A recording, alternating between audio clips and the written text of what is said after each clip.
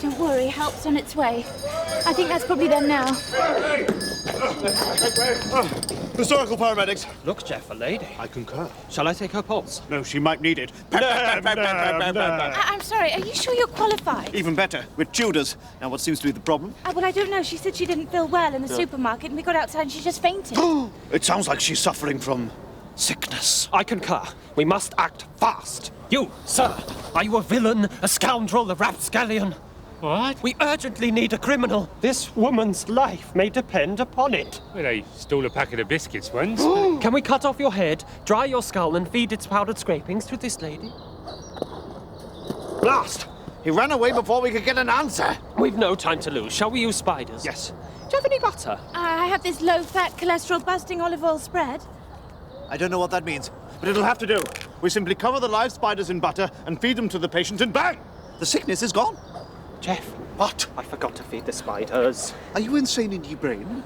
We can't feed her dead, buttered spiders. That's just crazy. I know. I'm so sorry. What else do you have? I do have this human bone. Excellent. Bone marrow and sweat is a sure tonic for sickness. Madam, may I rub this bone onto your armpit? Oh, she's gone. Honestly, it's like these people don't want her to get better. There's only one thing for it. Fustigation! What's fustigation? It's a very technical procedure. You may want to stand back, people. We literally beat the sickness out of her. That's ridiculous. You can't do that. Wait! I hear wheezing. Yes, she's got asthma. Do you have a frog in your throat? No. Then why ever not, madam? Nigel, put a frog in this lady's throat. What do you mean a frog? Don't worry. A dead frog in the windpipe is the best cure for asthma. Oh, stop being so stupid. This is all she needs. Here. Tis witchcraft. Tuck away, witch. Away from the witch. I'll take the spread. Use not your black magic on me, witch. Now run away! Run away! Run away! Oh, no. Jen, bring the sponges.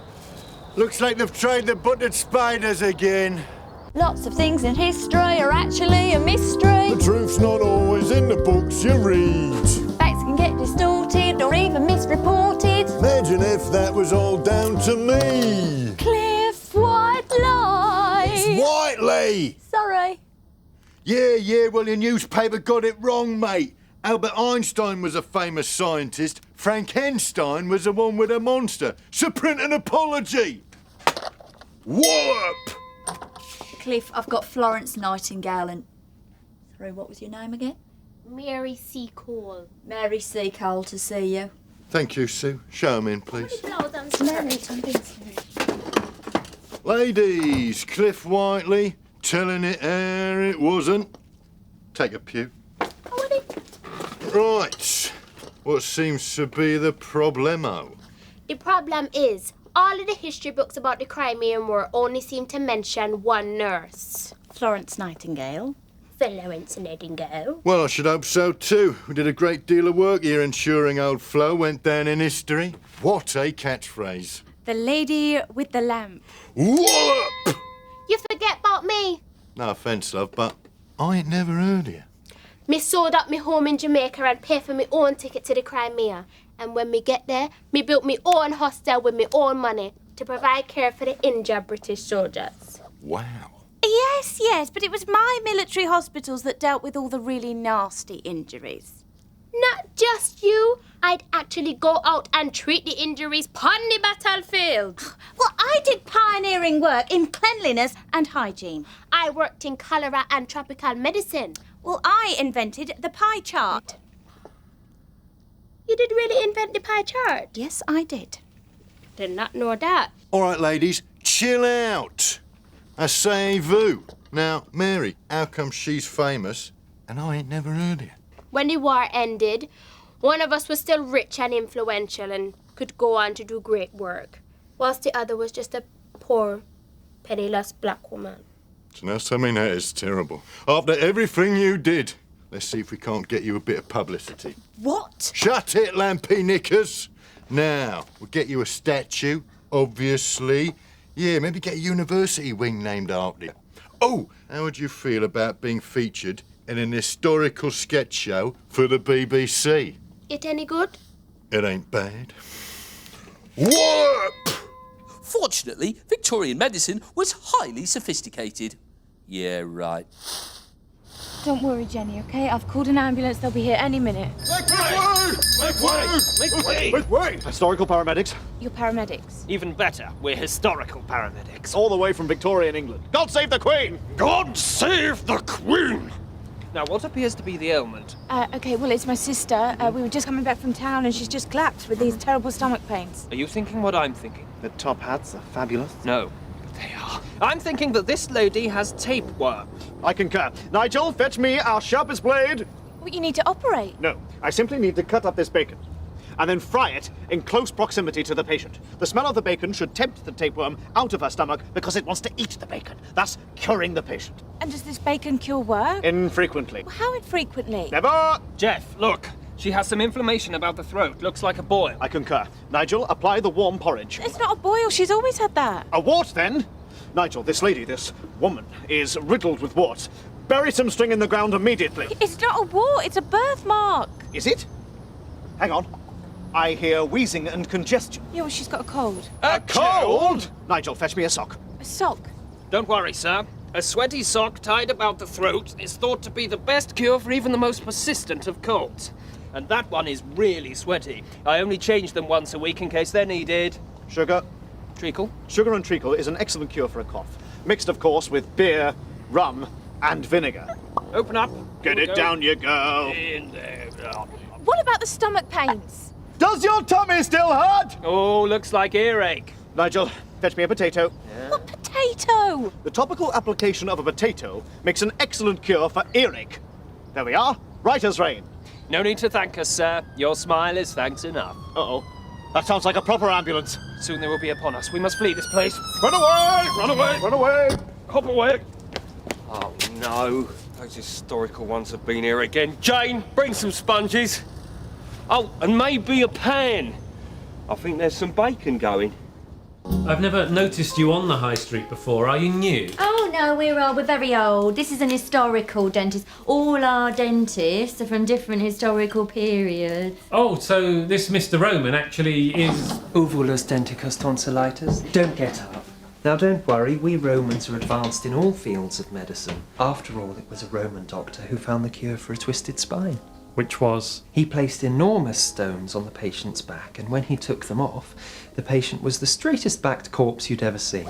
You mean he died? Let's not focus on the negative. Open wide. Well, I can see straight away your teeth are far too long. We Romans have much stubbier teeth. It's because of the bits of millstone in the bread we eat. It grinds them down. Would you like me to file yours down for you? No, thanks. It's just sore gums, really. Well, don't worry, we can soon sort that out. Mandy, do we have any hair from a crucified man? Yeah, we're out. Shame, it does seem to cure anything. Never mind. No, there's no need for the... I'm not going to hurt you. I'm a Roman, not a barbarian. No, we need the blood from a man who's been killed in a violent way, and I think we've run out. Would you mind fetching some for me, Mandy? Certainly, Mr. Tonsillitis. A bit of that on the gums will sort you right out. They never outrun Mandy. Rinse, please. This water tastes funny. That's because it isn't water. See, we Romans have found that we can be a very effective cleansing agent. Can you? No, we can. Urine. And it's sterile, unlike Roman water, which can be lethal. But don't worry, the blood will take away the taste. He's the blood doctor. Was he killed in a violent way? Oh, extremely. Good, that's very important. Now, one more rinse and we'll put the old blood on the gums. Do you know what? Strangest thing, gums suddenly feel fine. It's a miracle. I'm just going to, Sorry, before you go, we've run out of rinsing liquid and we've both been... Yeah, not going to happen.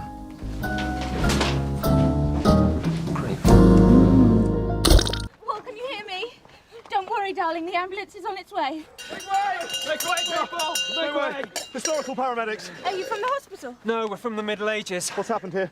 It's my husband. He went all dizzy and he passed out. What be his name? Paul. Paul, hear ye! Hear ye, Paul! Can ye hear me, Paul? No, he looks like he's fainted. Nigel, I need a dead chicken. A dead chicken? Yeah. What on earth is that going to do? Nothing, it's dead. It's not the chicken we need. It's the feathers. We just burn the ends of them like this. This should bring him round almost immediately. No, it's not working. Had he shown any other symptoms before this day? Oh, I suppose he hasn't been sleeping too well. Sleeplessness? Nigel, treacle. Yes, honey? No, get the treacle. The treacle. Don't worry, madam. Treacle is the latest Middle Ages cure for sleeplessness. Hang on. What are those markings? Could be bruising from the fall. I'll get the flour and bacon fat. What? No, hang on. They're kind of blotchy. Skin disease. No! I'm all out of wolf skin. Where be a wolf? Where be a wolf? This might work. Actually, it looks like ringworm. I concur with thee. Then there's only one thing for it. Man-child, do you want to be a gallant hero? Then you must wee on that man's head. Nothing cures ringworm like a hair wash in boys' wee. He's not weeing on my husband's head. You're not weeing on my husband's head.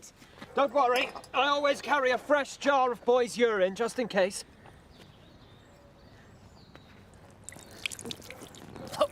Paul! I'm okay. I do need a shower, though. Our work here is done. Do you mind filling this up while we're here? Stop it, don't. Is that not? Hark. It sounds like a proper ambulance. We must flee this place! Make haste!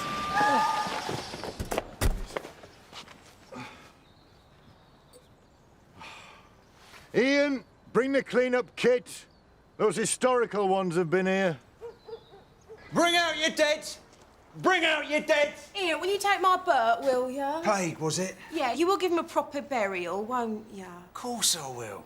I'll chuck him in a pit with all the others. Oh, good, yeah, it's what he would have wanted. It's worrying, though, isn't it, this plague thing? You know, I mean, where's he come from? Well, I'm glad you asked me that. It starts with a little flea that jumps upon a rat. It bites the rat and gives it germs, and for the rat, that's that. Then the flea, it looks for somewhere else to find its food. It hops on you and me and starts to suck our blood.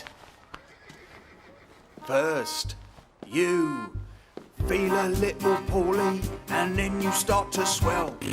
Then you start to spit some blood, and then you really smell. Then you know it's time to ring your funeral bell. Along comes Mr. Death and swishes you to hell. Gone. There's lots of cures to help you if you have the cash. Kill the village cats and dogs and burn them all to ash. Sit down in a sewer so the smell drives plague away. Place chicken bottoms on your spots, then you'll be okay. First, you feel a little poorly, and then you start to swell. Then you start to spit some blood, and then you really smell. Then you know it's time to ring your funeral bell. Along comes Mr. Death and swishes you to hell. Plague kills little children even more than mums or dads. A priest said it's because the wicked kids have acted bad. Half the people on the earth are simply blown away. So for Mr. Death, these will be really busy days. First, you feel a little poorly, and then you start to swell. Then you start to spit some blood, and then you really smell. Then you know it's time to ring your funeral bell. Along comes Mr. Death and swishes you to hell. Along comes Mr. Death and swishes you to hell. Ghastly, mean and cruel stuff they don't teach you